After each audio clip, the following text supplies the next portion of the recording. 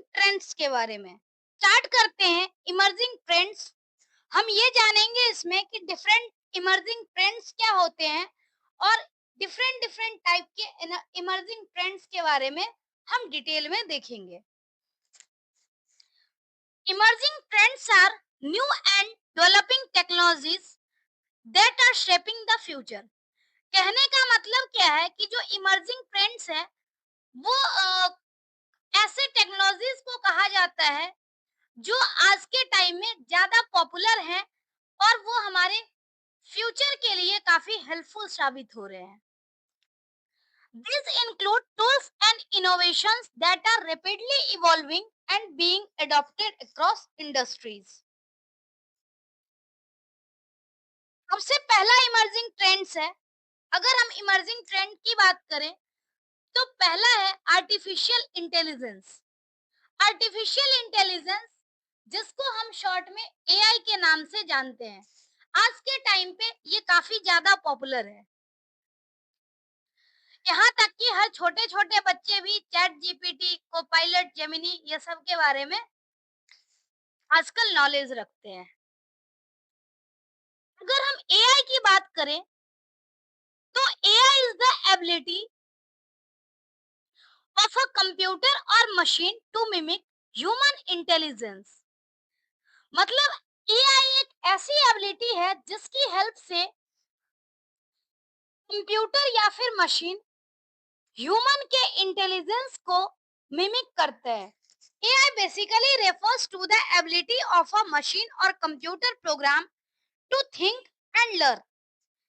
In simple words, we can say that field of AI revolves around bringing out technologies that help build machines that can think, act and learn like humans.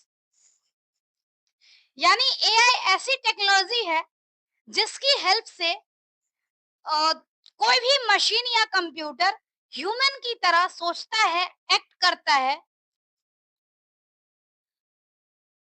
An AI based program and technology should capable of, पहला है able to mimic human thought process and behavior. Example, learning from mistake, catching up the new ideas, learning new things from new exposure, past experiences, etc. यानी अगर हम AI की बात करें तो AI में ये सारे फीचर होने चाहिए कि गलती से सीख सके, डिफरेंट आइडिया के साथ कॉप अप कर सके, कैच कर सके। अगर हम कुछ इंस्ट्रक्शन देते हैं तो वो पास्ट एक्सपीरियंस के आधार पर भी हमें रिजल्ट दे सके। It should act in a human like way, that is intelligent, rational and ethical. It should take right decisions in ethical way. अगर हम इसके यूजेस की बात करें तो आपने देखा ही होगा कि आजकल जो है वो वॉइस असिस्टेंट जो फोन में होता है, जैसे कि एलेक्सा, सिरी, ये सब हम यूज करते हैं। सेल्फ ड्राइविंग कार्स में होता है, जो ईमेल में फिल्टर होते हैं, स्पैम फिल्टर, जो डिफरेंट डिफरेंट सोर्स से आए हुए जो अनवांटेड मेल होते हैं उसको फिल्टर करते हैं। रिकमेंडेशन सिस्टम, जैसे कि हम लोग कई बार कोई पर्टिकुलर वीडियोस को बार बार देखते हैं तो उस कैटेगरी की वीडियो हमें अपने आप ही शो होने लगती है।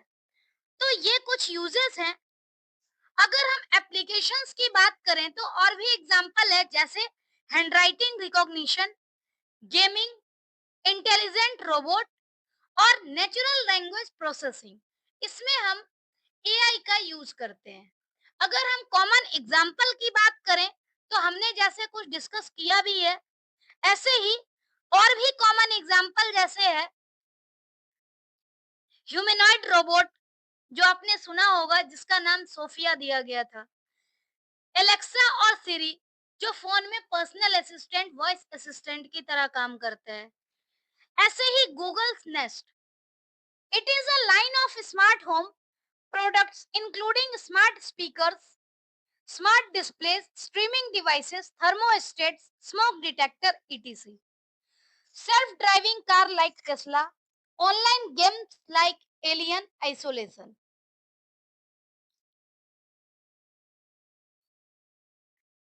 इस तरह से हम लोग डिफरेंट डिफरेंट एग्जाम्पल्स देख सकते हैं जो आज के टाइम में एआई का इम्प्लीमेंटेशन कर रहा है। नेक्स्ट है मशीन लर्निंग। मशीन लर्निंग क्या है? It is the branch of AI that allows computer to learn from data and improve over time without being explicitly programmed। मतलब आर्टिफिशियल इंटेलिजेंस में क्या होता है कि हमें डिफरेंट डिफरेंट प्रॉम्प्ट देने पड़ते हैं, कमांड देने पड़ते हैं, लेकिन मशीन लर्निंग क्या होता है? आर्टिफिशियल इंटेलिजेंस की तरह ही है, लेकिन इसमें सबसे खास बात ये होती है कि ये लर्न फ्रॉम डेटा, यानी जो हम पुराना कोई डेटा देते हैं तो उससे लर्न करता है, और जैसे जैसे हम उसमें कुछ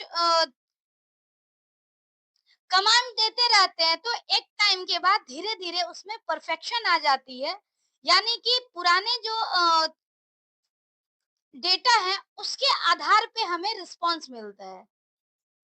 मशीन लर्निंग इज अ सब system of AI wherein computers have the ability to learn from data using statistical technique without being explicitly programmed by human being।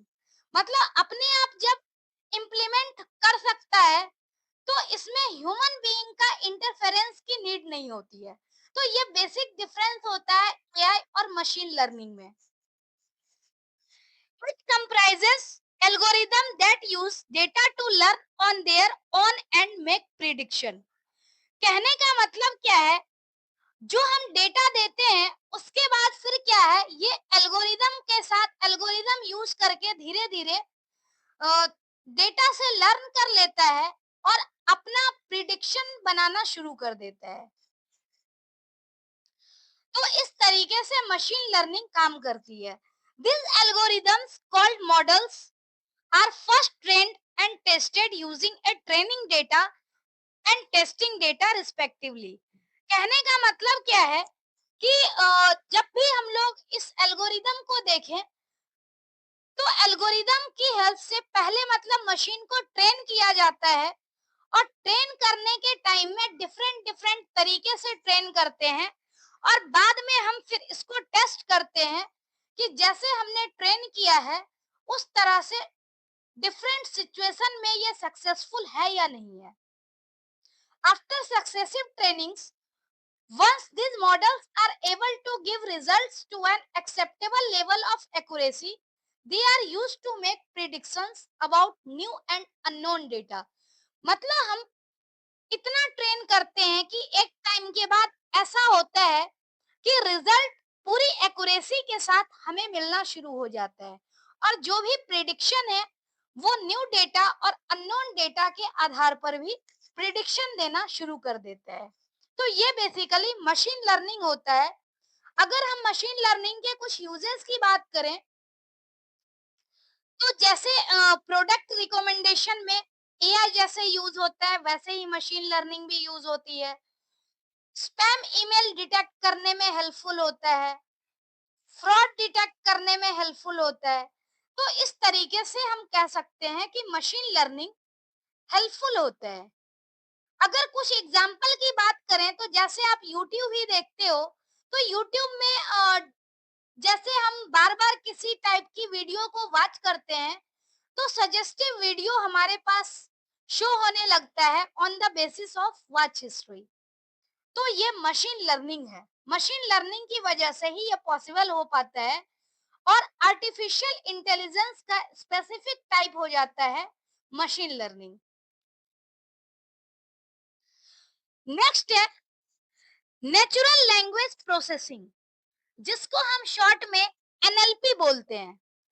अगर हम नेचुरल लैंग्वेज प्रोसेसिंग की बात करें तो ये भी क्या है, एक फील्ड ऑफ एआई ही है। It is a field of AI that enables computer to understand, interpret and respond to human language. मतलब ये भी एआई का ही एक स्पेशल फील्ड है जिसकी हेल्प से कंप्यूटर जो है वो ह्यूमन की लैंग्वेज को समझ सकता है, इंटरप्रेट कर सकता है और ह्यूमन को रिस्पॉन्स दे सकता है। तो ये नेचुरल लैंग्वेज प्रोसेसिंग इसको कहते हैं। NLP is an artificial intelligence technique that lets machine process and understand language like human do using computational linguistics combined with machine learning, deep learning and statistical modelling. मतलब different technology है जो कि machine को train करने के लिए use करते हैं और इसकी हेल्प से क्या है कि ह्यूमन लाइक लैंग्वेज को भी समझने लगता है कोई भी मशीन, उसके अकॉर्डिंग रिस्पॉन्स देता है।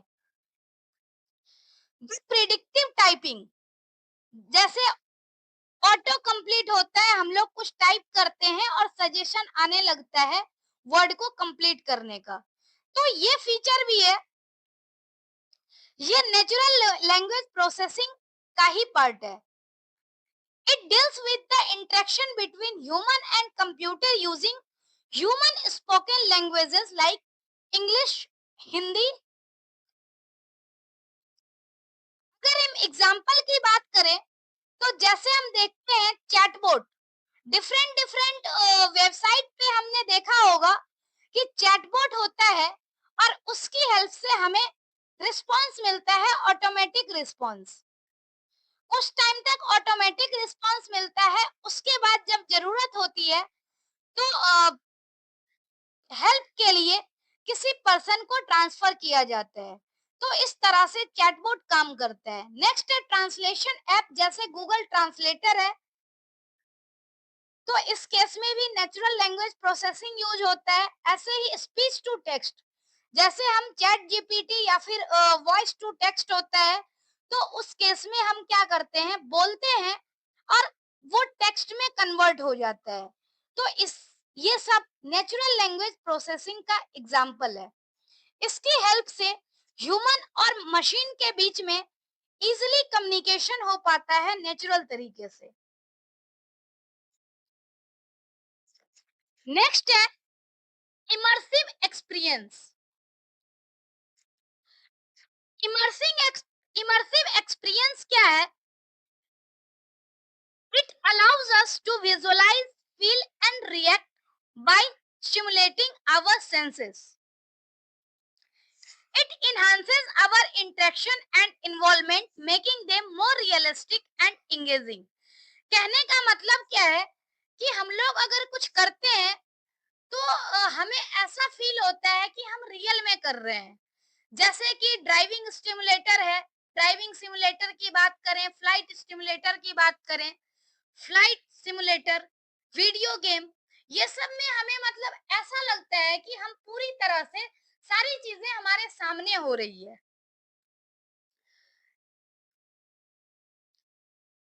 हम यह भी कह सकते हैं कि एक ऐसी टेक्नोलॉजी है जो कि डिजिटल और रियल वर्ल्ड को यूजर के मतलब डिजिटल और रियल वर्ल्ड का यूज करके यूजर को एक डीप एक्सपीरियंस देता है, एंगेजिंग एक्सपीरियंस टाइप का होता है। जैसे अगर हम फ्लाइट सिमुलेटर की ही बात करें तो इसमें क्या होता है, हमें पूरी तरह से फील होता है कि हम फ्लाइट फ्लाइट उड़ा रहे हैं। तो इस केस में क्या होता है कि हमें बिल्कुल एक्चुअल जैसा फील होता है, इसीलिए इसे हम इमर्सिव एक्सपीरियंस कहते हैं। Immersive experience can be achieved using virtual reality and augmented reality. इसमें दो चीज है, एक वर्चुअल रियलिटी का कंसेप्ट है और एक ऑगमेंटेड रियलिटी का। एक एक करके हम देखते हैं। अगर हम वर्चुअल रियलिटी की बात करें तो इसको हम शॉर्ट में वीआर बोलते हैं। A simulated 3D environment created by computers. मतलब कंप्यूटर्स की हेल्प से एक 3D एनवायरनमेंट क्रिएट हो जाता है। VR is a three-dimensional computer-generated situation that simulates real world. मतलब कंप्यूटर जनरेटेड सिचुएशन होता है, लेकिन ऐसा फील होता है कि हम रियल वर्ल्ड में हमारे साथ ये सारी चीजें हो रही है. The user can interact with and explore that environment by getting immersed in it while interacting with the objects and other actions of the user. It is achieved with the help of VR headset. मतलब ये सारी जो feel होती है, इसके लिए VR headset use किया जाता है. जैसे हम 3D मूवी देखने जाते हैं, तो हमारे पास उस 3D मूवी देखने के लिए 3D चश्मा दिया जाता है, ताकि हम पूरी तरह से उसको समझ सकें, फील कर सकें. In order to make the experience of VR more realistic, it promotes other sensory information like sound, smell, motion, temperature, etc. It is used in gaming, military training, medical procedure, entertainment, etc. ऐसे ही जैसे flight simulation वाली training होती है, तो हमें एकदम से तो फ्लाइट उड़ाने नहीं दिया जाएगा. तो उस केस में क्या होता है, वर्चुअल रियलिटी का यूज करके ही पायलट को ट्रेन किया जाता है. वर्चुअल टूर के केस में वीआर का यूज करते हैं. तो ये कुछ सिचुएशन है जहां पर वीआर यूज किया जाता है. हम वीआर हेडसेट की बात करें तो इस तरह से वीआर हेडसेट होते हैं. नेक्स्ट है ऑगमेंटेड रियलिटी. ऑगमेंटेड रियलिटी क्या है? इसको हम शॉर्ट में एआर बोलते हैं. AR adds digital content to real world using devices like smartphone और एआर ग्लासेस. कहने का मतलब ये एआर जो है, वो डिजिटल कंटेंट को रियल वर्ल्ड में घटित होने की तरह हमें बताता है, और उसके लिए स्मार्टफोन या एआर ग्लासेस यूज करते हैं. जैसे यहाँ पर एक इमेज में आप देख रहे होंगे कि हमने फोन में एक सोफा को स्कैन किया है, तो ऐसा लग रहा है, बिल्कुल पता चल रहा है कि घर में हमें कैसा दिखेगा. मतलब बिल्कुल रियल वाली फीलिंग आ रही है.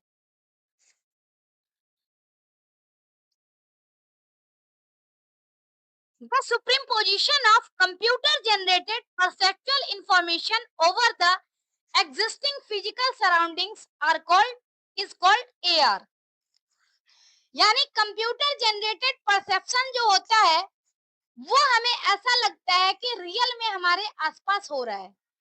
It adds component of digital world to physical world along with the associated tactile and other sensory requirement, thereby making the environment interactive and digitally manipulatable.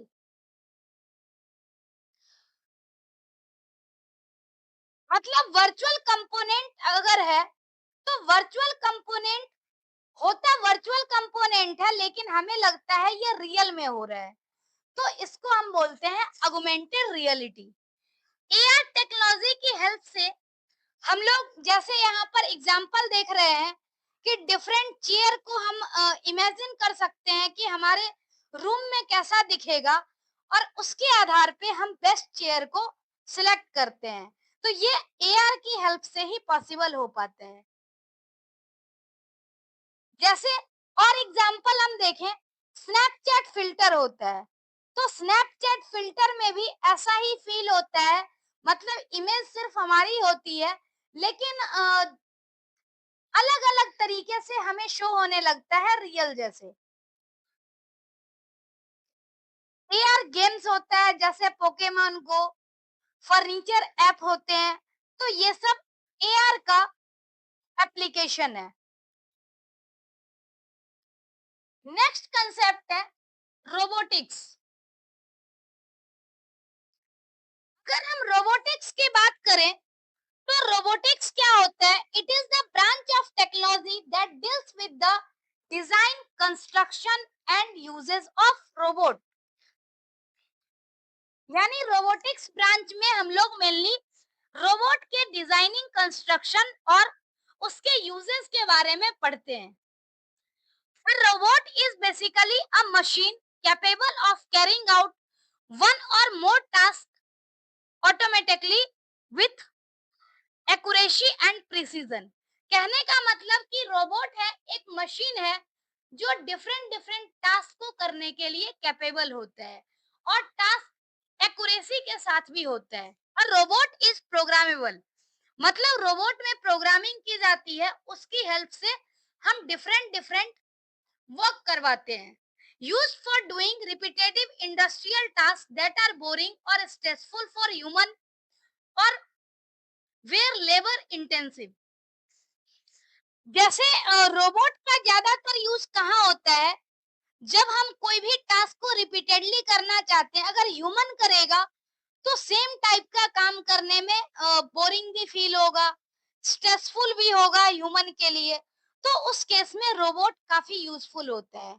Sensors are one of the prime component of robot. Robot में जो most important component है वो sensor होता है।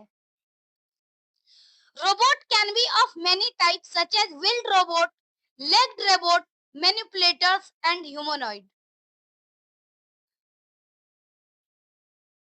Next है robot that resemble human are called humanoid. मतलब जो human की तरह दिखता हो उसे हम ह्यूमनॉइड बोलते हैं। आपने देखा भी होगा कि जैसे अभी रिसेंटली एक रोबोट बनाया गया है जो ह्यूमन की तरह टीच कर सकता है। इको सब्जेक्ट पढ़ाने वाला एक रोबोट था। तो इस तरह से धीरे धीरे धीरे बहुत सारी चीजें ऐसी भी हो रही है जो ह्यूमन काम अच्छे से कर रहा है, लेकिन उसके लिए भी रोबोट डिजाइन किया गया है। Robots are being used in industries, medical science, bionics, scientific research, military etc. मतलब ये कुछ फील्ड हैं जहां पर रोबोट ज्यादातर केस में यूज किया जाता है। इसका मेन गोल है कि टास्क को ऑटोमेटिक तरीके से करना, खास करके वो टास्क जो डेंजरस हो या फिर बोरिंग हो। अगर बार बार सेम टास्क रिपीट हो तो बोरिंग भी होता है। तो ऐसे काम को करने के लिए ज्यादातर जो है वो रोबोट हेल्पफुल होता है। कुछ एग्जाम्पल हम देखते हैं रोबोट का, जैसे नासा मार्स एक्सप्लोरेशन रोवर। ये मिशन जो है एक रोबोटिक स्पेस मिशन था to study about the planet Mars. मतलब मार्स के स्टडी के लिए रोबोट बनाया गया था। दूसरा है Sophia, a humanoid robot that uses artificial intelligence, visual data processing, facial recognition, and also imitates human gestures and facial expression। तो ये कुछ इम्पोर्टेंट एग्जाम्पल हैं जो हमने रोबोट के बारे में देखा। अब नेक्स्ट आज का लास्ट कंसेप्ट है बिग डेटा। अगर हम बिग डेटा की बात करें तो बिग डेटा जैसा कि नाम से ही पता लग रहा है, बिग डेटा यानी large volumes of data that can not be processed using traditional method. यानी लार्ज अमाउंट ऑफ डेटा को हम बिग डेटा बोलते हैं, जो काफी कॉम्प्लेक्स हो और जिसकी वॉल्यूम बहुत ज्यादा हो। Such data cannot be processed and analyzed using traditional data processing tool, as the data is vast but also unstructured, like our post instant messages and chats, photographs and that share through various sites, tweets, blog articles, news items। मतलब जैसे अगर हम social media के data की ही बात करें तो different type का डेटा होता है जिसको प्रोसेस करना इतना आसान नहीं है। तो इस केस में हम लोग क्या करते हैं, बिग डेटा का यूज कर सकते हैं। It involves various challenges like integration, storage, analysis, searching, processing, transfer, querying and visualization of such data. मतलब लार्ज अमाउंट ऑफ डेटा होगा, काफी कम्प्लेक्स होगा, तो इसमें जो भी ऑपरेशंस होंगे वो भी ट्रेडिशनल मेथड का यूज करके काफी डिफिकल्ट होगा। तो इसके लिए डिफरेंट तरीके से यूज किया जाता है। अगर कैरेक्टरिस्टिक्स की बात करें तो बिग डेटा की कैरेक्टरिस्टिक्स होती है, पहली है वॉल्यूम। वॉल्यूम यानी इसकी जो वॉल्यूम होती है वो इनॉर्मस साइज की होती है, यानी ह्यूज अमाउंट। बिग डेटा का दूसरा फीचर है वेलोसिटी, यानी स्पीड ऑफ डेटा प्रोसेसिंग। कहने का मतलब rate at which the data under consideration is being generated and stored. तीसरा फीचर है वेराइटी।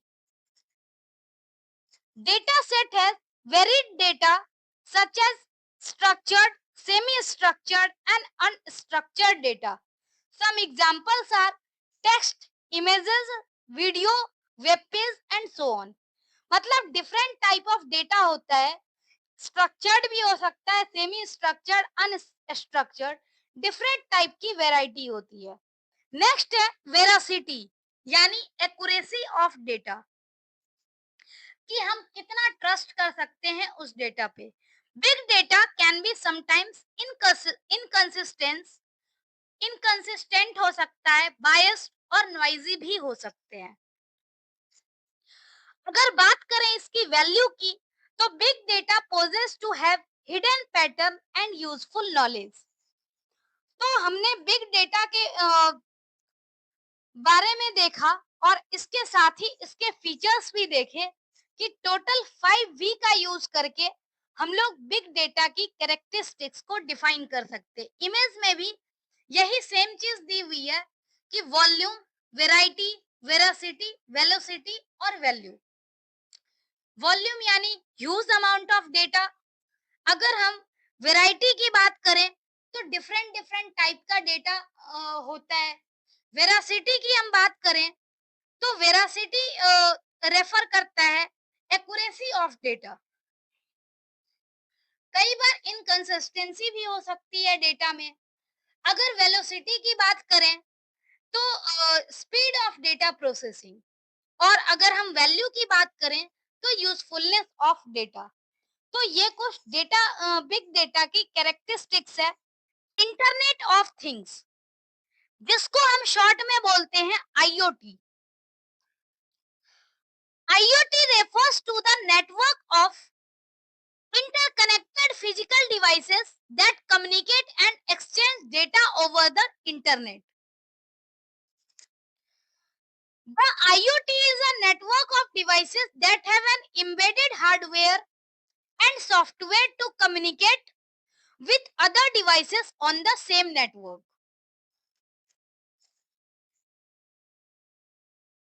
अगर हम कंप्यूटर नेटवर्क की बात करें तो ये मेनली क्या होता है, नेटवर्क ऑफ कंप्यूटर्स होते हैं, यानी मल्टीपल डिवाइसेस और कंप्यूटर आपस में कनेक्टेड होते हैं।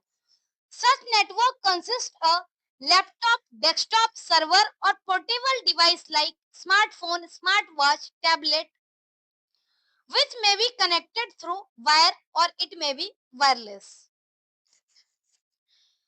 We can communicate these devices using internet or LAN, यानी इंटरनेट या फिर लैन के थ्रू हम इस डिवाइसेस के थ्रू कनेक्ट कर सकते हैं।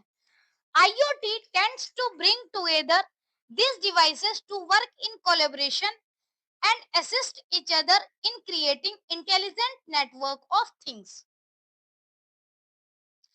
अगर हम एग्जाम्पल की बात करें तो जैसे एग्जाम्पल है microwave oven, AC, door lock, CCTV camera या अदर जो भी डिवाइसेस हैं जो इंटरनेट के थ्रू कनेक्ट होते हैं और उसका यूज हम लोग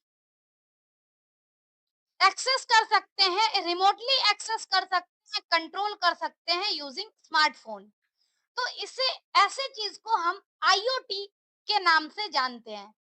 अगर देखा जाए कि ये काम कैसे करते हैं, तो जैसे जो भी डिवाइस है लाइक स्मार्टफोन या फिर स्मार्ट वॉच, ये सब में सेंसर होते हैं और सॉफ्टवेयर होता है जिसके थ्रू हम कम्युनिकेट कर सकें। तो इससे रिलेटेड सॉफ्टवेयर को जैसे हम फोन में इंस्टॉल कर लेते हैं और फोन में करने के बाद हम इसका यूज कर पाते हैं। तो इस तरह से आईओटी काम करता है। अगर हम यूजेस की बात करें तो और भी कुछ यूजेस हैं, जैसे कंट्रोल लाइट्स में हम यूज करते हैं, हेल्थ केयर के फील्ड में भी करते हैं, कई बार एग्रीकल्चर के फील्ड में भी करते हैं, जैसे सॉइल कंडीशन हमें मॉनिटर करना है या क्रॉप की हेल्थ मॉनिटर करनी है, तो इस केस में हम आईओटी का यूज कर सकते हैं। अगर हम डायग्राम की बात करें तो सिंपली यहाँ पर हम देख रहे हैं कि वे सभी डिवाइसेस जो आपस में कनेक्ट हो करके और सर्विस प्रोवाइड करते हैं, वो सारे क्या है, इंटरनेट ऑफ थिंग्स है। इसकी हेल्प से हम कोई भी काम ऑटोमेटिक तरीके से कर सकते हैं, इफिशिएंटली कर सकते हैं और रियल टाइम डेटा एक्सेस होता है। नेक्स्ट टॉपिक है सेंसर। सेंसर क्या है? Sensor are the devices or components that detect and measure physical changes in the environment and convert into electrical signal। जैसे जो फिजिकल चेंजेस है उसकी हेल्प से उसको कन्वर्ट करता है इलेक्ट्रिकल सिग्नल में। सबसे बेस्ट एग्जांपल है, जैसे आप देखते होगे मॉल में जाते होगे तो कई बार सेंसर वाला गेट होता है, तो हम लोग जैसे ही वहां नजदीक जाते हैं तो गेट अपने आप ओपन हो जाता है। तो इसका मतलब क्या हुआ कि हमारी जो पोजीशन चेंज हो गई, पोजीशन में जो फिजिकल चेंज हुआ, इसकी हेल्प से सिग्नल इलेक्ट्रिकल सिग्नल में कन्वर्ट हो गया और उसके बाद गेट अपने आप खुल गया। तो ये सेंसर इस तरह से काम करते हैं। ऐसे ही क्या है कि हम लोग फोन का अगर लॉक ओपन करते हैं सेंसर का यूज करके, तो जैसे ही हमारा फिंगरप्रिंट मैच करता है, डिवाइस अपने आप ओपन हो जाता है। तो इस तरीके से कुछ रियल लाइफ एग्जांपल है जहां पर सेंसर यूज होता है। A smart sensor is a device that takes input from the physical environment and uses built-in computing resources to perform predefined functions upon the detection of specific input and then process data before passing it on। Same चीज जो हमने discuss किया, इसी को दूसरे वे में लिखा हुआ है। Sensors are very commonly used for monitoring and observing elements in real world application। यानी रियल वर्ल्ड में मॉनिटर करने के लिए, एलिमेंट ऑब्जर्व करने के लिए हम सेंसर का कॉमन तरीके से यूज करते हैं। जैसे है what happens when you hold your mobile vertically और हॉरिजेंटली। इससे क्या होता है, the display also changes to vertical और horizontal with respect to the way we hold our mobile. अपन जैसे हमारे मोबाइल में ऑटो रोटेशन का फीचर होता है, तो ऑटो रोटेशन अगर ऑफ हो तब तो कोई फर्क नहीं पड़ता है, लेकिन अगर ऑटो रोटेशन ऑन है तो उस केस में हम मोबाइल को जिस तरह से मूव करते हैं उस तरीके से हमारे फोन का ओरिएंटेशन जो है वो चेंज हो जाता है।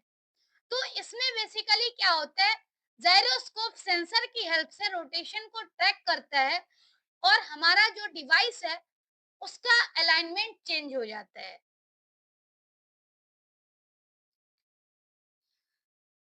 अगर हम कुछ यूजेस की बात करें और एग्जांपल की बात करें तो आईओटी डिवाइसेस में इस सेंसर का यूज किया जाता है, रोबोटिक्स में भी सेंसर का यूज करते हैं।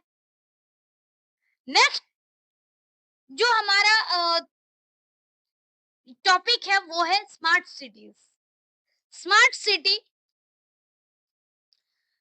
Smart city uses technology such as IoT sensor and data analytics to improve urban living through enhanced services and infrastructure।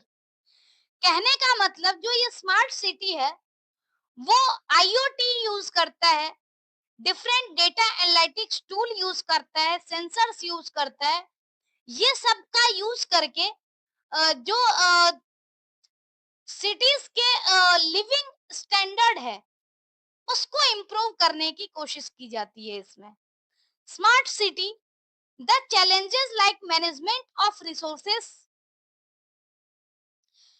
like land, water, waste, air pollution, air, health, sanitation, traffic congestion, public safety, and security are forcing many city planners around the world to look for the smart way to manage them and make cities sustainable and livable. कहने का मतलब जो हमारी cities होती है generally उसमें काफी challenges होता है क्योंकि सिटीज में ज्यादातर पोल्यूशन वगैरह होते हैं, हेल्थ इश्यूज सिटीज में ज्यादा होता है, ट्रैफिक कंजेशन है, पब्लिक के सेफ्टी सिक्योरिटी पर्पस को भी अगर देखा जाए तो हर तरीके से क्या है सिटी को प्रॉपर तरीके से मैनेज करने की नीड होती है और अगर प्रॉपर तरीके से मैनेज नहीं होगा तो उसका ह्यूमन की लाइफ पे बहुत ज्यादा असर होता है। The idea of smart city make use of computer and communication technology along with IoT, WOT to manage and distribute resources efficiently. यानी स्मार्ट सिटी बनाने का जब हम प्लान करते हैं तो उस केस में क्या होता है ज्यादातर जो है आईओटी और वेब ऑफ थिंग्स का यूज किया जाता है रिसोर्सेस को इफिशिएंटली मैनेज और डिस्ट्रीब्यूट करने के लिए। जैसे अगर हम बात करें आईओटी स्मार्ट सिटी का तो ये एक यहाँ पर फिगर दिया हुआ है। इसमें बहुत सारे कंपोनेंट आपको दिख रहे होंगे जिसको हमें मैनेज करने की नीड होती है। जैसे अगर की कंपोनेंट की बात करें तो इसमें स्मार्ट इंफ्रास्ट्रक्चर जैसे कि रोड, ब्रिज, बिल्डिंग ये सब जो होने चाहिए ये सेंसर बेस्ड मॉनिटरिंग और मेंटेनेंस से होगा। नेक्स्ट है ट्रैफिक मैनेजमेंट। ट्रैफिक मैनेजमेंट के लिए भी हमें ट्रैफिक सिग्नल और सेंसर यूज करना होगा। Waste management, energy efficiency, public safety, मतलब ये सारे कंसर्न है जो कि हमें ऑटोमेट करना होगा तब जाकर के स्मार्ट सिटी बनेगी और लोगों का रहने का जो तरीका है वो इम्प्रूव हो पाएगा। तो स्मार्ट सिटी में इस तरह की प्रोविजंस होती है जिसकी हेल्प से पब्लिक की जो लाइफ है उसको इन्हांस कर किया जाता है। अगर इसका इम्पैक्ट की बात करें तो जैसे क्या है इफिशियंसी ये इंक्रीज हो सकता है जैसे कि ट्रैफिक कंजेशन अगर डिक्रीज होगा तो इससे क्या होगा एनर्जी भी रिड्यूस होगी। जैसे जितना ज्यादा देर अगर ट्रैफिक में रहेगा उतने फ्यूल की नीड होती है तो फ्यूल की नीड होगी उस केस में हमारा एनर्जी वेस्ट होगा। ऐसे ही क्या है जो इफिशियंसी होती है वो मेंटेन रहेगा। इन्वायरमेंट का जो इम्पैक्ट है वो कम हो पाएगा क्योंकि सस्टेनेबल लाइफ हो जाएगी। लाइफ की क्वालिटी इंप्रूव हो जाएगी जैसे कि हेल्थ और सेफ्टी दोनों पर्पस से। तो ये सब फायदा है स्मार्ट सिटी का। अगर हम एग्जांपल की बात करें तो जैसे smart building uses sensors to detect earthquake then warn nearby building so that they can prepare themselves accordingly। यानी अगर अर्थक्वेक डिटेक्शन से रिलेटेड सेंसर होगा तो इससे लोगों की लाइफ बच जाएगी। ऐसे ही स्मार्ट ब्रिज जो है वो वायरलेस सेंसर यूज करेगा to detect any loose bolt cable और क्रैक। स्मार्ट ब्रिज कई बार टूट जाता है, वोल्ट लूज वोल्ट की वजह से मिसहैपनिंग हो जाती है। तो ये सब डिटेक्ट कर सकता है अगर हम स्मार्ट ब्रिज का कंसेप्ट यूज करें। कहीं ना कहीं इससे पब्लिक की लाइफ पे डायरेक्टली असर पड़ता है अगर हम स्मार्ट सिटी बनाते हैं तो। नेक्स्ट कंसेप्ट है क्लाउड कंप्यूटिंग। अगर हम क्लाउड कंप्यूटिंग की बात करें तो क्लाउड कंप्यूटिंग एक ऐसा सर्विस है जो कि कंप्यूटिंग रिसोर्स को ऑन डिमांड एक्सेस देता है। जैसे कि कई बार ऐसा होता है कि हमें सेम टाइम पे डेटा नहीं चाहिए होता है, रिसोर्स नहीं चाहिए, तो उसके लिए हम क्या कर सकते हैं, उसे एक ऐसे जगह हम स्टोर करके रखते हैं, जहाँ पर हम ऑन डिमांड यानी जब ज़रूरत हो, तब हम डेटा को एक्सेस करें। तो इस तरह की फैसिलिटी जो प्रोवाइड करती है, वो क्लाउड कंप्यूटिंग प्रोवाइड करती है। क्लाउड कंप्यूटिंग क्या है? कंप्यूटर बेस्ड सर्विसेज है, जो कि डिलीवर्ड ओवर द इंटरनेट और the cloud, which can be accessed anywhere using any smart device. मतलब क्लाउड बेस्ड सर्विसेज ऐसा सर्विस है जो कि इंटरनेट की हेल्प से हम कहीं से भी एक्सेस कर सकते हैं, और किसी डिवाइस का भी, किसी भी स्मार्ट डिवाइस का यूज करके हम एक्सेस कर सकते हैं। The services comprise software, hardware, database, storage, etc. मतलब क्लाउड कंप्यूटिंग की हेल्प से हम सॉफ्टवेयर, हार्डवेयर, डेटाबेस और स्टोरेज को भी हम कहीं से भी एक्सेस कर सकते हैं।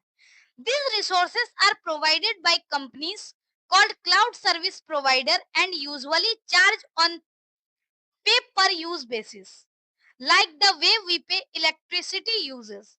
जैसे क्या है, हम इलेक्ट्रिसिटी यूज करते हैं तो हमें उसका इलेक्ट्रिसिटी बिल जमा करना होता है। इसी तरह से क्लाउड कंप्यूटिंग, क्लाउड सर्विसेज हम यूज जब करते हैं, तो हम जितना यूज करते हैं उसके अकॉर्डिंग हमें पेमेंट करना होता है।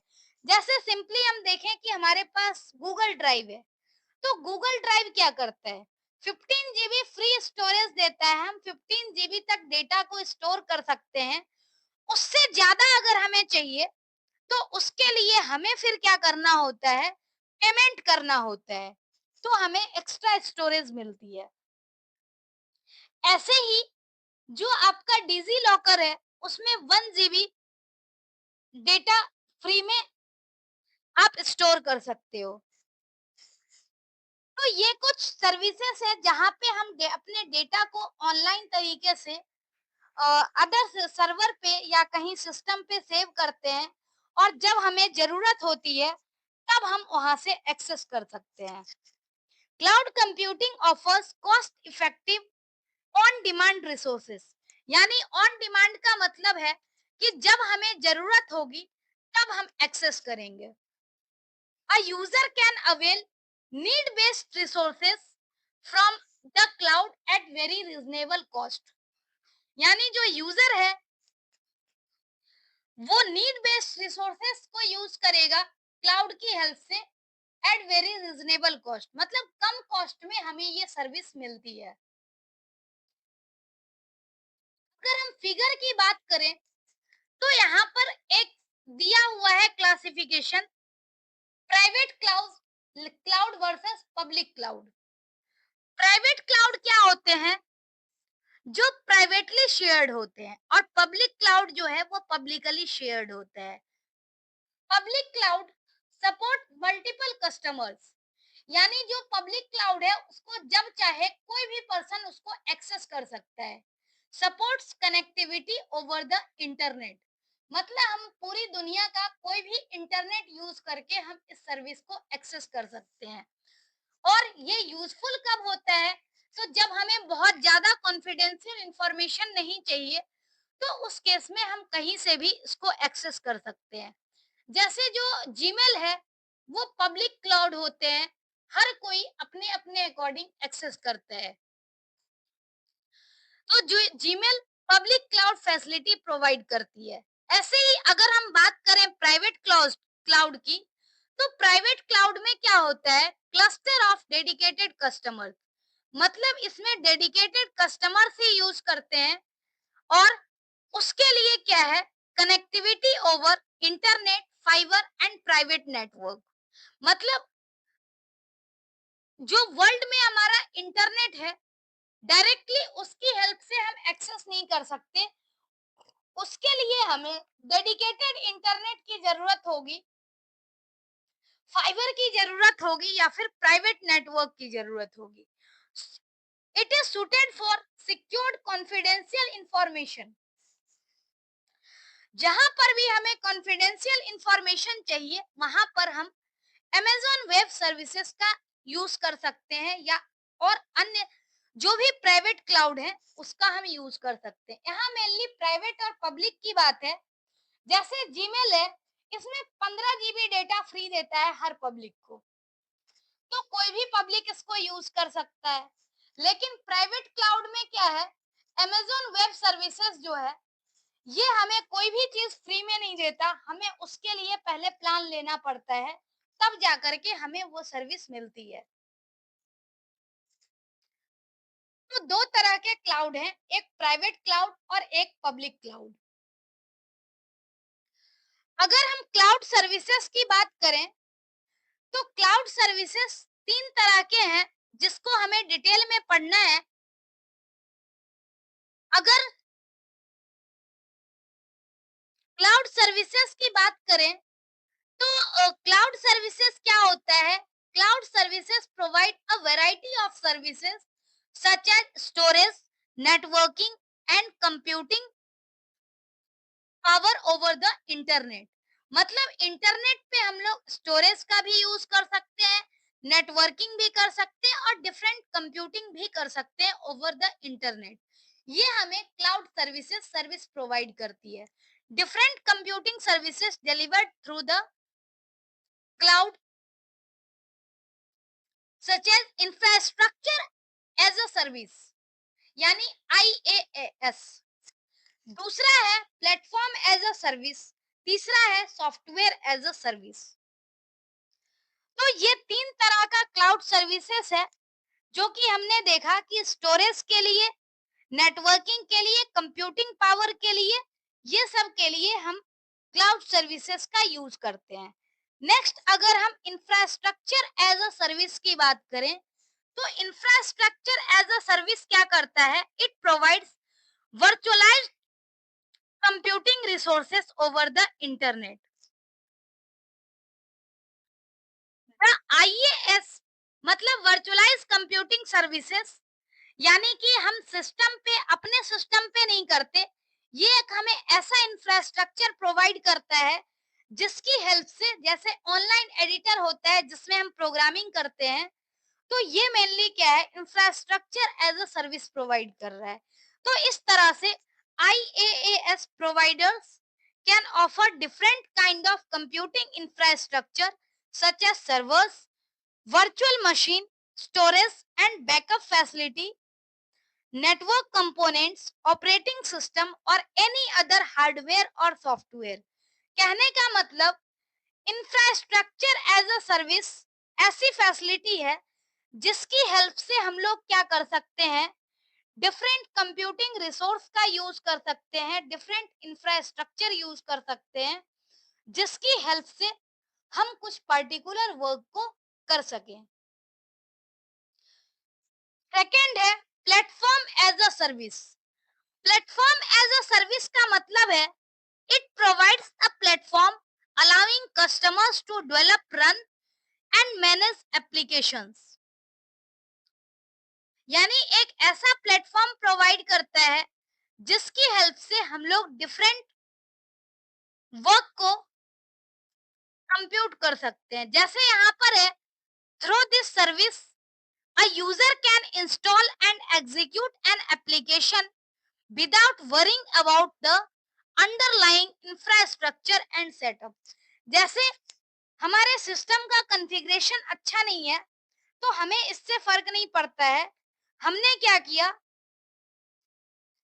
कि वर्चुअल प्लेटफॉर्म को यूज कर लिया, और वर्चुअल प्लेटफॉर्म का यूज करके हम क्या कर सकते हैं, कोई भी एप्लीकेशन को डेवलप कर सकते हैं, टेक्स्ट कर सकते हैं, टेस्ट कर सकते हैं और सॉफ्टवेयर डिलीवर कर सकते हैं। तो प्लेटफॉर्म एज अ सॉफ्टवेयर इस तरह से यूज होता है। नेक्स्ट है software as a service, provide software applications over the internet on subscription basis. जैसे कि गूगल वर्क स्पेस है, सब्सक्रिप्शन बेसिस पे हमें सॉफ्टवेयर प्रोवाइड करता है और उसका हम यूज कर सकते हैं। SaaS provide on-demand access to application software, usually requiring a licensing or subscription by the user। While using Google Doc, MS Office 365, Dropbox etc. to edit a document online, we use SaaS from cloud. मतलब जो ये MS Office है, Office 365, Dropbox, Google Doc, ये सब क्या है कि इसको हमें यूज करने के लिए SaaS यूज करना होगा from cloud. A user is not concern about installation और configuration of the software application if the required software is accessible. मतलब हमें सॉफ्टवेयर को अपने सिस्टम में इंस्टॉल नहीं करना है, हम ऑनलाइन ही इसका यूज कर सकते हैं.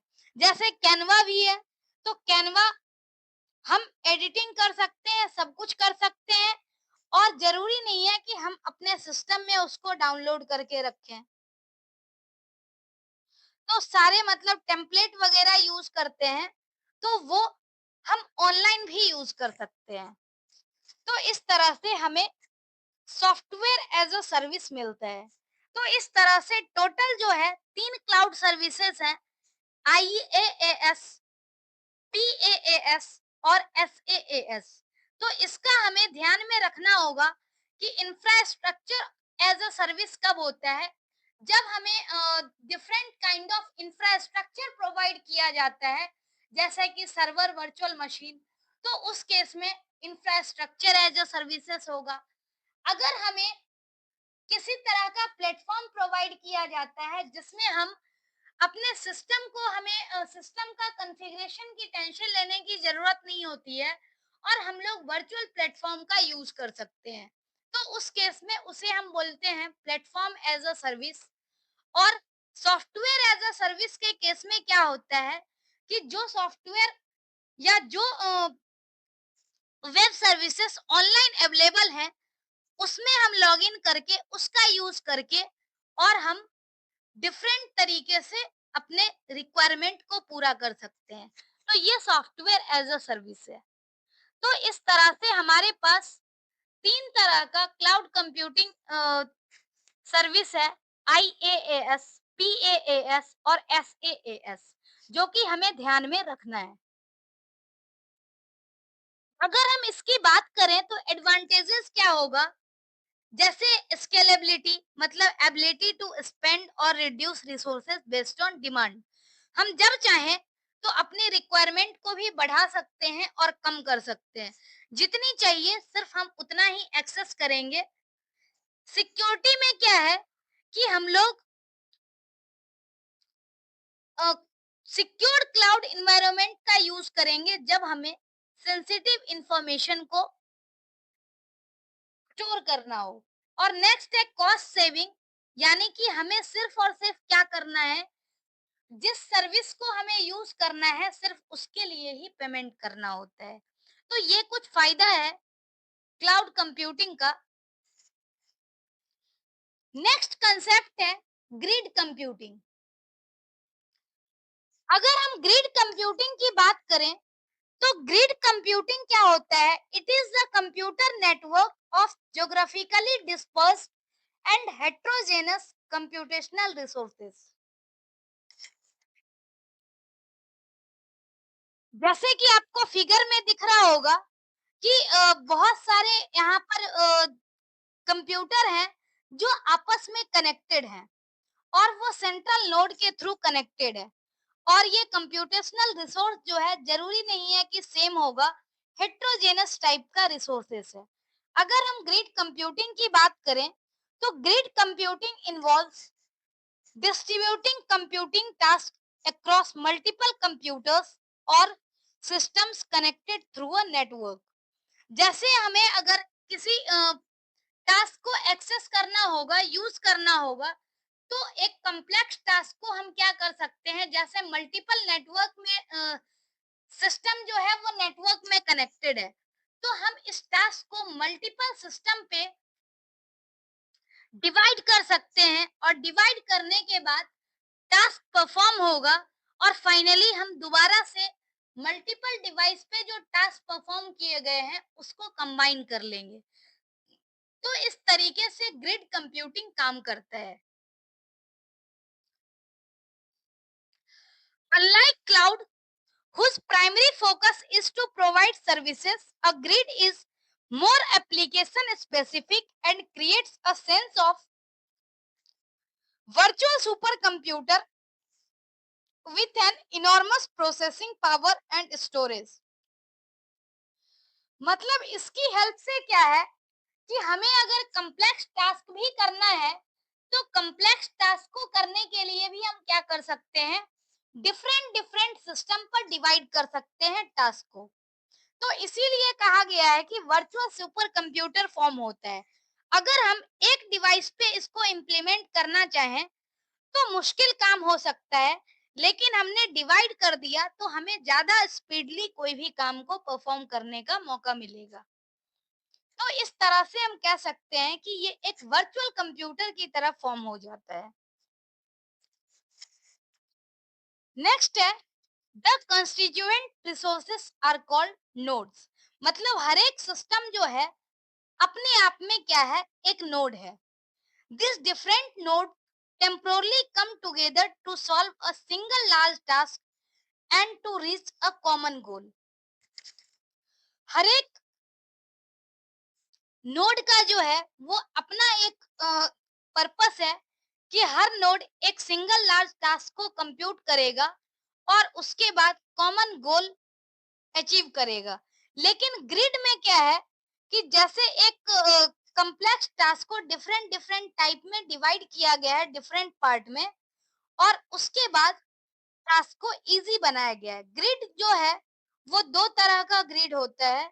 एक डेटा ग्रिड जो कि use to manage large and distributed data having the required multi user access. दूसरा है सीपीयू और प्रोसेसर ग्रिड, जहां पर क्या होती है, प्रोसेसिंग जो है वो वन पीसी से अनदर पीसी पे मूव होता है, या लार्ज टास्क जो है वो डिफरेंट डिफरेंट सब टास्क में डिवाइड होता है और अलग अलग नोड पे पैरेलल प्रोसेसिंग के लिए डिस्ट्रीब्यूट किया जाता है टास्क को। तो ग्रिड में जैसे दो टाइप है, एक डेटा ग्रिड जिसमें क्या है कि जो लार्ज डेटा है उसको मैनेज करने के लिए मल्टीपल यूजर को एक्सेस दे दिया जाता है। दूसरा क्या है कि लार्ज डेटा को मल्टीपल प्रोसेसर में डिवाइड कर दिया जाता है और हर पीसी पे अपना एक वर्क होगा पैरेलल वे में। तो इस दो तरीके से ग्रिड जो है वो काम करता है। The globus toolkit is a software toolkit used for building grids and it is an open source. Grid computing के लिए एक सॉफ्टवेयर यूज होता है, ग्लोबस टूलकिट सॉफ्टवेयर, और ये ओपन सोर्स सॉफ्टवेयर है। It include software for security, resource management, data management, communication, fault detection.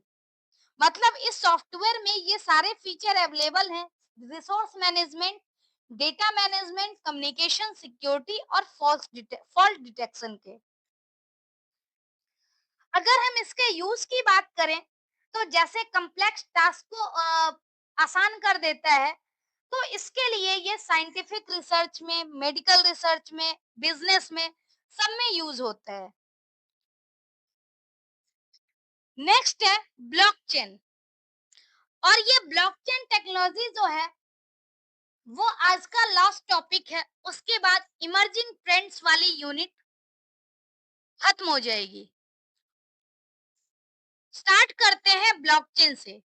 Blockchain क्या है? It is a decentralised ledger system that records transaction across multiple computers in such a way that records cannot be altered retroactively। जैसे ये काम कैसे करते हैं, main तो हमें ये पता होना चाहिए। तो इसमें क्या है कि जो भी ब्लॉकचेन, जैसा कि नाम से ही पता लग रहा है, तो इसमें ट्रांजैक्शन जो है वो एक ब्लॉक के फॉर्म में ग्रुप किया जाता है और हर ब्लॉक जो है वो एक चेन के फॉर्म में होता है, प्रीवियस ब्लॉक के साथ लिंक होता है, forming a continuous secured chain. यानी कि जो ब्लॉकचेन टेक्नोलॉजी है वो मेनली हमें डिजिटल ट्रांजैक्शन परफॉर्म करने में हेल्प करते हैं और ये सेफ्टी एंड सिक्योरिटी प्रोवाइड करते हैं। Traditionally we perform digital transactions by storing data in a centralised database and the transaction performed are updated one by one on the database. मतलब शुरुआत में क्या होता था, जो डिजिटल ट्रांजैक्शन होते थे वो एक सेंट्रलाइज्ड डेटाबेस में स्टोर होता था और जब भी ट्रांजैक्शन परफॉर्म हुआ वन बाय वन डेटाबेस, मतलब वन बाय वन अपडेट होता था उस डेटाबेस में। जैसे कि टिकट बुकिंग सिस्टम है या बैंक होता है, बैंक ऑपरेट करते हैं कि हमने जैसे कोई ट्रांजैक्शन किया फिर वो अपडेट हो गया, फिर कोई ट्रांजैक्शन किया अपडेट हो गया। तो इस तरीके से क्या है कि जो डेटा है वो सेंट्रल लोकेशन पर होता है और साइमल्टेनियसली उसको एक्सेस करते हैं। तो इस तरीके से चांस होता है कि वो डेटा कई बार हैक हो जाता है या लॉस्ट हो जाता है। तो ब्लॉकचेन टेक्नोलॉजी की हेल्प से क्या होता है कि एक सिक्योरिटी फीचर प्रोवाइड करते हैं हम ब्लॉकचेन टेक्नोलॉजी की हेल्प से। इसमें क्या है कि जो ट्रांजैक्शन है, ट्रांजैक्शन को डिफरेंट डिफरेंट ग्रुप ब्लॉक बना देते हैं और हर एक ब्लॉक जो है वो दूसरे ब्लॉक से लिंक होता है एक चेन के फॉर्म में और उसके बाद इस तरह से एक सिक्योर्ड चेन का फॉर्मेशन होता है। The blockchain technology works on the concept of decentralized and shared database where each computer has copy of database। अगर हम यहाँ ब्लॉकचेन की भी बात करें तो जैसे क्या है कि एक ट्रांजैक्शन रिक्वेस्ट किया गया, ट्रांजैक्शन रिक्वेस्ट करने के बाद क्या है कि जैसे नेक्स्ट में है a block that represent the transaction is created. मतलब ट्रांजैक्शन के लिए रिक्वेस्ट क्रिएट किया गया है, तो उस केस में क्या है कि जो भी ट्रांजैक्शन होना है वो पहले एक ब्लॉक बनाया गया, उसके बाद उस ब्लॉक को अलग अलग नेटवर्क पे every node in the network, मतलब हर एक नोड पर नेटवर्क में भेजा गया। फाइनली क्या है कि सारे नोड ट्रांजैक्शन को वैलिडेट करेंगे। जब ट्रांजैक्शन वैलिडेट होगा तो नेक्स्ट क्या है, nodes receive a reward for the proof of work. मतलब ये कंफर्म हो जाएगा कि जो जो आपका नोड है वो सक्सेसफुली ट्रांजैक्शन कर चुका है, वर्क कंप्लीट हो गया और वर्क कंप्लीट ही नहीं बल्कि सिक्योर तरीके से कंप्लीट हुआ है। नेक्स्ट है the block is added to the existing blockchain. मतलब इस तरह से क्या है, हर एक ब्लॉकचेन को वैलिडेट किया जाता है और जब वैलिडेट होगा तो वो क्या है कि ब्लॉकचेन जो है उस ब्लॉकचेन में पर्टिकुलर ब्लॉक ऐड होते जाता है।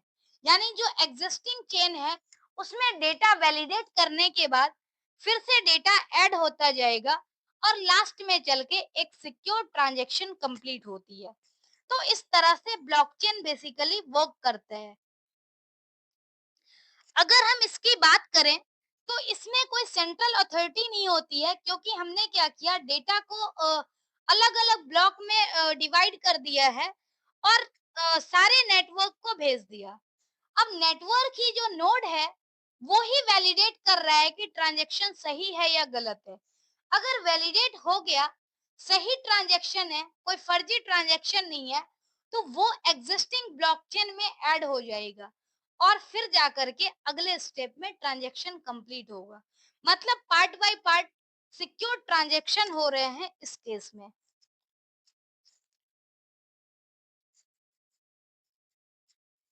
इसका मेन यूजेस क्या है, जैसे बिटकॉइन और ये सब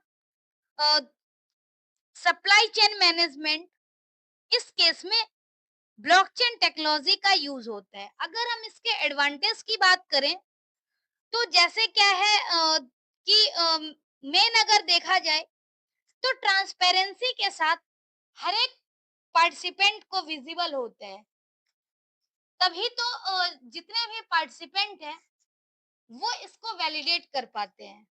4th नंबर में जो स्टेप है उसमें यही है कि जो सारे ट्रांज़ैक्शन हैं उसको हर एक नोड वैलिडेट करता है। इसका मतलब क्या है, पूरी ट्रांसपेरेंसी है, हर एक नोड के पास इंफॉर्मेशन है कि डेटा जो है वो करेक्ट है या फिर इनकरेक्ट है। तो इस तरह से ब्लॉकचेन टेक्नोलॉजी सिक्योरिटी प्रोवाइड करती है, वर्क करती है। नेक्स्ट है, a block can be thought as secured chunk of data और वैलिड ट्रांजैक्शन। जो हमने ब्लॉक के बारे में पढ़ा वो मेनली क्या है, सिक्योर्ड चंक ऑफ डेटा है जिसको हम वैलिड ट्रांजैक्शन बोलते हैं। Each block has some data called its header, which is visible to every other node, while only the owner has access to the private data of the block. Such blocks from a chain called blockchain. We can define blockchain as a system that allows a group of connected computers to maintain a single, updated, and secure ledger.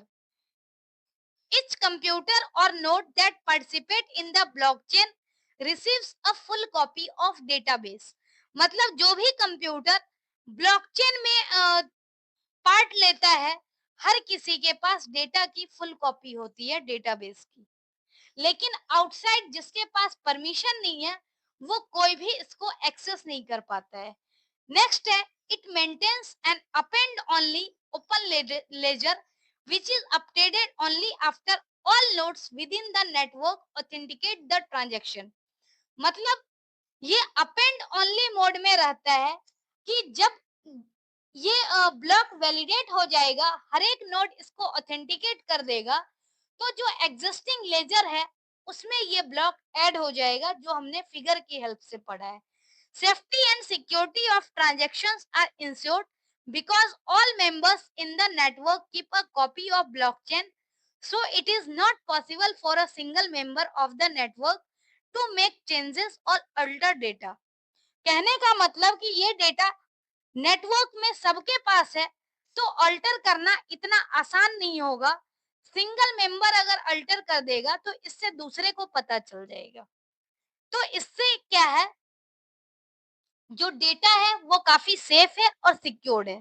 Popular application of blockchain technology is in digital currency. अगर सबसे main example जो application की बात करें तो digital currency, bitcoin, ये सब में ब्लॉकचेन टेक्नोलॉजी का यूज होता है। तो ये जो हमने मेनली पढ़ा है, ये टॉपिक इमर्जिंग ट्रेंड्स का था। अब नेक्स्ट वीडियो में हम अगले कंसेप्ट को करेंगे। आज के लिए इतना ही। Thank you so much.